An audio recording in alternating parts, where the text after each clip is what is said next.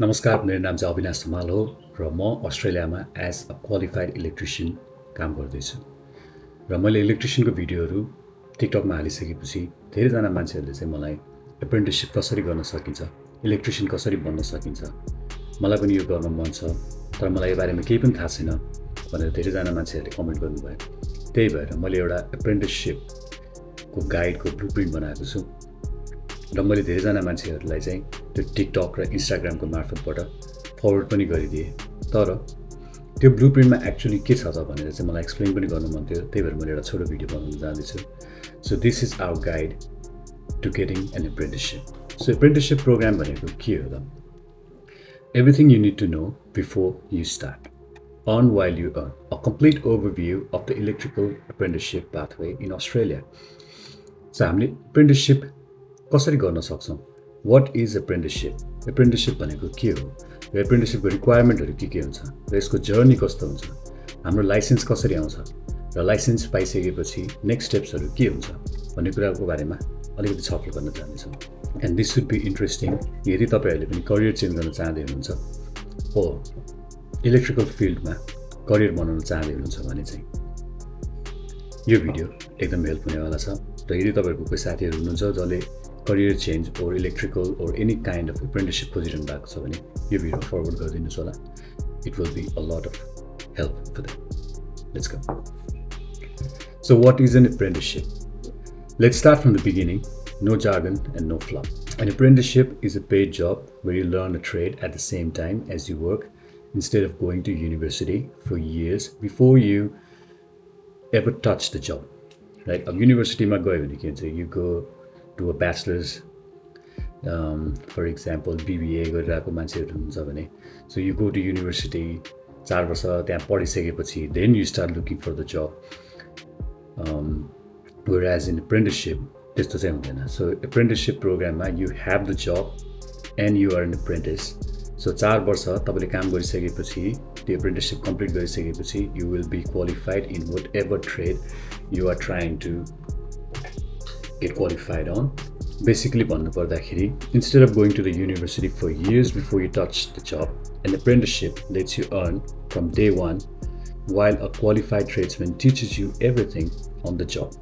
So हामीले काम गर्दै सिक्दै पैसा कमाउँदै र त्यो 4 वर्षपछि क्वालिफाइड ट्रेड्सम्यान हुने एउटा पाथवे हो एप्रेन्टिसशिप भनेको, if you didn't know. So for electrical apprenticeship specifically, you need to spend 4 years working alongside an electrician who is licensed, learning how to safely install wiring, switchboards, power system, and a lot more. Right, in homes, commercial buildings, and industrial sites. So भन्नु खोजेको के हो भन्दाखेरि चाहिँ the kind of apprenticeship you get is going to end up becoming your career. So तपाईले एउटा domestic काम गर्ने कम्पनीहरूसँग, domestic I mean like new builds, like नयाँ घरहरू, मान्छेको घरहरूमा, रेजिडेन्शियल बिल्डिङ्सहरूमा काम गर्ने टाइपको इलेक्ट्रिसियनहरूसँग तपाईँले एप्रेन्टिसशिप पाउनु पायो भने चाहिँ that's the kind of apprentice that's the kind of tradesman you're going to be. जस्तो मैले मेरो आफ्नो एक्सपिरियन्समा I started my apprenticeship on a company that builds switchboards, right? So मेरो स्पेसलाइजेसन केमा भयो भने I will be building switchboards. र switchboard भन्नेमा हाम्रो यो घरको सानो खालको स्विचबोर्ड भन्नेमा हामीले घरमा बनाउने सानो खालको स्विचबोर्डको कुरा गरिरहेको होइन. We are talking about something really really big, like ठुल्ठुलो अपार्टमेन्ट्सहरूलाई, ठुल्ठुलो प्लानिङ्सहरूलाई, हस्पिटल्स, ठुल्ठुलो industry, commercial sites, high rises, त्यस्तो सबै अनगिनत बिल्डिङ्स, तर ठुल्ठुलो बिल्डिङ्सहरू, ठुल्ठुलो प्रोजेक्टहरूको लागि चाहिँ हामीले स्विचबोर्डहरू बनाउँछौँ. अनफर्चुनेटली एप्रेन्टिसशिप जोइन गरिसकेपछि मान्छेहरूको सबभन्दा ठुलो इस्यु नै यही हो, द वेजेस, राइट? किनकि एप्रेन्टिस हुने बित्तिकै पैसा चाहिँ अलिकति कम कमाइन्छ.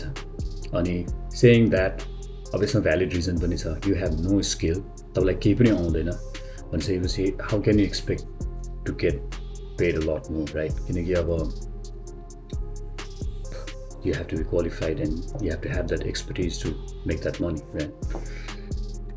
सो पैसा चाहिँ कमाइन्छ तर पैसा थोरै कमाइन्छ. And qualification certificate 3 in electro technology electrician भन्ने क्वालिफिकेसन चाहिँ एन्ड अफ द 4th इयरमा तपाईँले इक्जाम दिइसकेपछि चाहिँ तपाईँको क्वालिफिकेसन आउँछ.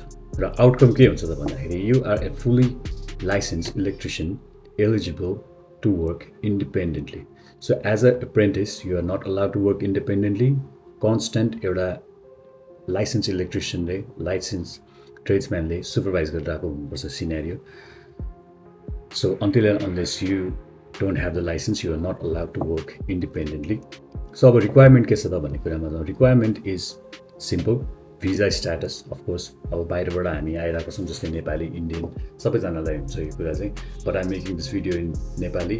तर अरू मान्छेहरूले पनि अप्रोच गर्नु भने I can make this video in English is well. तर मलाई नेपाली मान्छेहरूलाई नै नेपाली दाजुभाइहरूलाई नै हेल्प गर्नु मन भएको कारणले गर्दाखेरि चाहिँ I making this video specifically for Nepali people so that it's easier. So number one हाम्रो रिक्वायरमेन्ट भनेको चाहिँ भिजा नै हो. So you have to be an Australian resident or Australian citizen, or you have to have a visa that has a full-time work rights and covers approximately 4 years. Right? अब कुनै visa कन्डिसनहरू हुन्छ होला जुन you get a lot visa जुनमा चाहिँ full time work गर्ने right पनि छ. त्यस्तो भिजा भएको मान्छेहरूले पनि यो गर्न चाहिँ सक्नुहुन्छ. But you will have to look into it कस्तो खालको भिजाहरूले चाहिँ गर्न मिल्छ भनेर. But student visa, tourist visa and working holiday visa with restricted hours do not qualify, unfortunately. If you are unsure about the visa conditions, contact the Department of Home Affairs. आफ्नो भिजाको बारेमा तपाईँलाई के कुरा बुझ्नु मन छ भने होम अफेयर्सको वेबसाइटमा गएर होम अफेयर्सलाई तपाईँले सोध्न सक्नुहुन्छ कि हे म्यान मलाई यस्तो गर्न मन थियो, यस्तो गर्न सोचिरहेको, am I allowed to do this in my visa or how can I actually do it भनेर अलिकति आफूले पनि प्रोएक्टिभ भएर क्वेसन्सहरू गर्ने चाहिँ आफूले पनि बानी बसाल्नु चाहिँ पर्छ. सो मिनिमम एजुकेसन के छ त हामीलाई के क्वालिफिकेसनहरू चाहिन्छ त एप्रेन्टिससिप गर्नको लागि भन्ने क्वेसन पनि धेरै मान्छेले सोधिरहनु भएको थियो. So most employers require you to have completed year 10 जुन चाहिँ हामी अफकोर्स अब नेपालीहरू पनि अब अस्ट्रेलियामा आएर गरिरहेको छौँ भने चाहिँ it should be pretty straightforward. सबैजनाले 10 कक्षा त पास गर्नु भएको होला. 10 कक्षा पास नगरिकन अस्ट्रेलियामा आएर काम गरेर सबै चिज गर्नुको लागि चाहिँ आई थिङ्क गाह्रो नै कुरा हो. And I don't think that's possible. Oh maybe आउनु भएको छ भने पनि वेल गुड लक म्यान. कसरी आउनुभयो मलाई थाहा भएन. मेरो पाथवेजहरू चाहिँ डिफ्रेन्ट थियो. But strong in mathematics and English skills are highly regarded. You do not need a year 2, 12 to apply, but the better maths, the better your maths, better your chances भन्छ.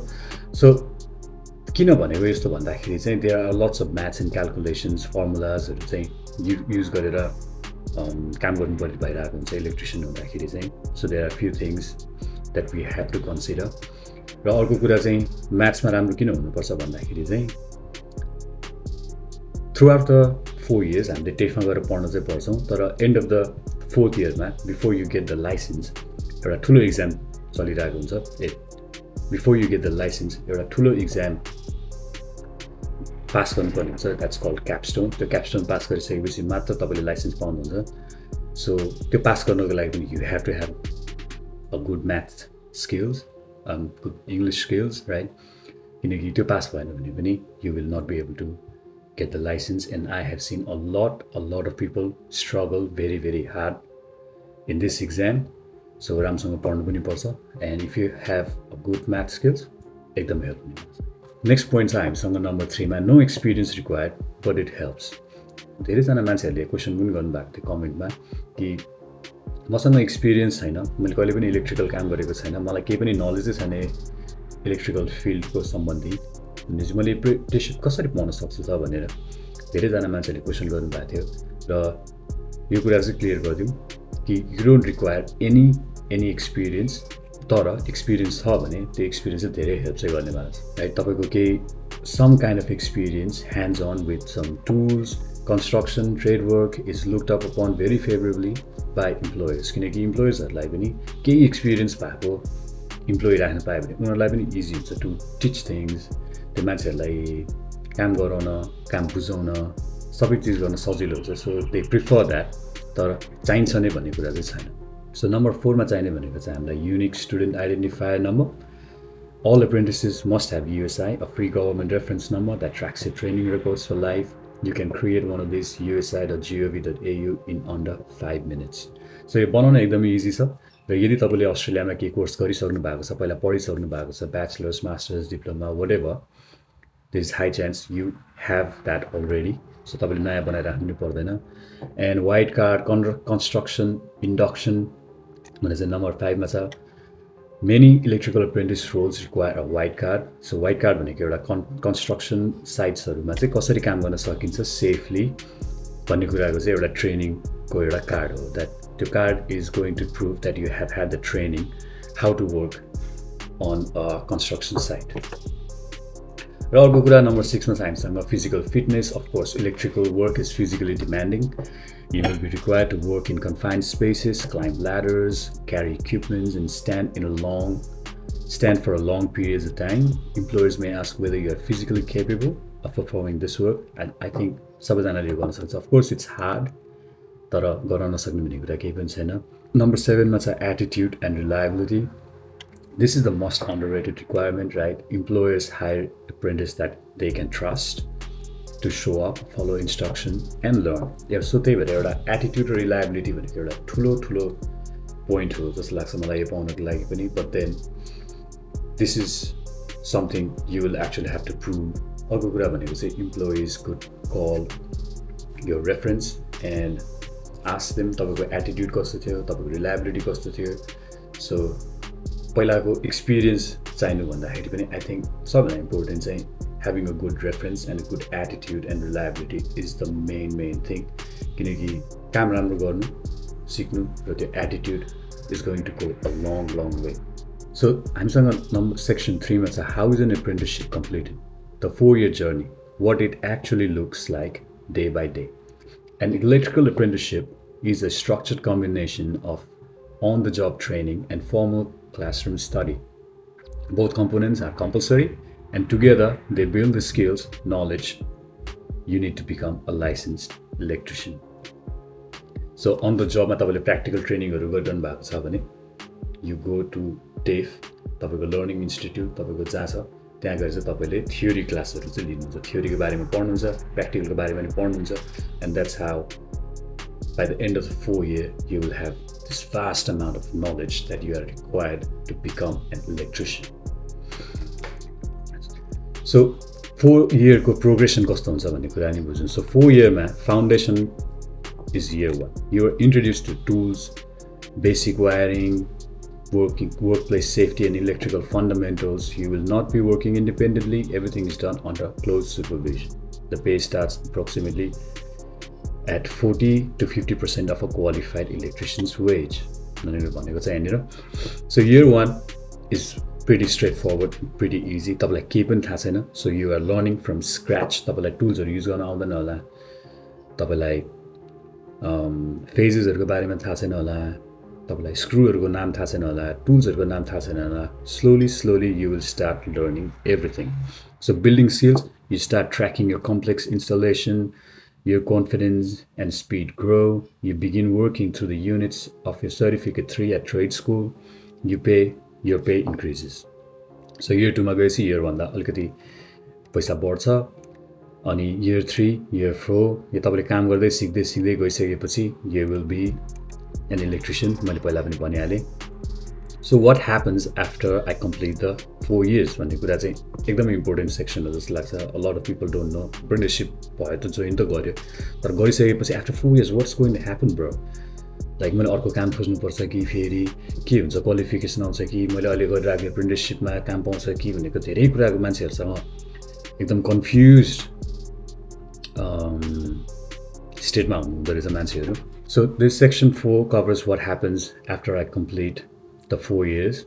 So 4 years सकिसकेपछि के हुन्छ भन्दाखेरि चाहिँ छोटकरीमा भन्नु पर्दाखेरि तपाईले 4 years कम्प्लिट गर्नुहुन्छ, तपाईको एक्जाम कम्प्लिट गर्नुहुन्छ, तपाईको लाइसेन्स आउँछ. तर good news is you don't have to actually go looking for another job. किन भन्दाखेरि तपाईले जुन ठाउँमा चाहिँ तपाईले एप्रेन्टिसशिप सुरु गर्नुभयो इभेन्चुअली त्यही कम्पनी त्यही मान्छेले नै तपाईलाई एज अ ट्रेड्समैन पे गरेर त्यही नै काम दिएर राख्नेवाला छ, राइट?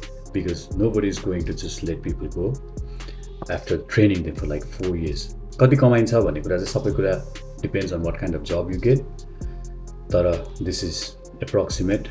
र मैले चाहिँ लास्टमा चाहिँ के भन्नु मन थियो भने if you are struggling to find apprenticeship र कसरी करियर चेन्ज गर्ने, कसरी मैले इलेक्ट्रिशियन बन्न सक्छु भन्ने धेरै कुराहरूको तपाईँलाई डाउट छ भने you can book a 1-on-1 coaching session with me, whether it's face to face via Zoom. मैले चाहिँ तपाईँहरूलाई एउटा माइन्डसेट ट्रेनिङदेखि लिएर रेज्युमे बनाउनेदेखि लिएर कभर लेटर बनाउनेदेखि लिएर इन्टरभ्यूमा गएर चाहिँ कसरी इन्टरभ्यूमा मान्छेहरूसँग कुरा गर्ने and nail that job for yourself भन्ने कुरा चाहिँ म एकदम ट्रेनिङ गर्न तपाईँहरूलाई ट्रेनिङ दिन सक्छु यो बारेमा। And this is my program. This is the blueprint. Hope this was as clear as I could be. तपाईलाई अझै पनि केही कन्फ्युजन छ, and if you are struggling to understand this completely, please make sure you comment. मैले अरू पनि भिडियोहरू बनाएर सबैजनालाई यो एक्सप्लेन गर्ने ट्राई गर्नेवाला छु। Hope you have a good day. See you again.